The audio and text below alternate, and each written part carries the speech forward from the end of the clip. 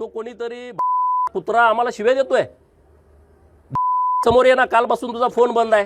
तुझ्यात एवढा दम आहे, तुझ्यात एवढी ताकद आहे, तुझ्यात एवढी क्षमता आहे, तुला इतिहास माहित आहे का?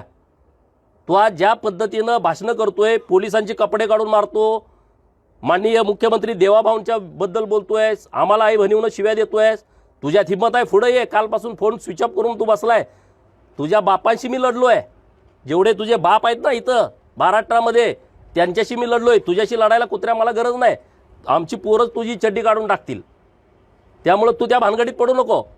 परंतु जी पद्धत आता पश्चिम महाराष्ट्रामध्ये सुरू आहे ती प्रशासनानं थांबवलीच पाहिजे। छत्रपती शिवाजी महाराजांच्या पुतळ्याची जबाब माझ्यावर सोपवा। अंजनगावमध्ये पुतळा बसवायचा आहे ना, माझ्यावरती सोपवा। अरे 5-10 हजार ढोल घेऊन आम्ही तिथं बसवतो पुतळा, पण ज्या पद्धतीनं तुम्ही खेलोबा देवस्थानच्या परिसरामध्ये चुकीच्या पद्धतीनं रात्रीचा आणून पुतळा बसवताय, ही गोष्ट कदापि सहन केली जाणार नाही।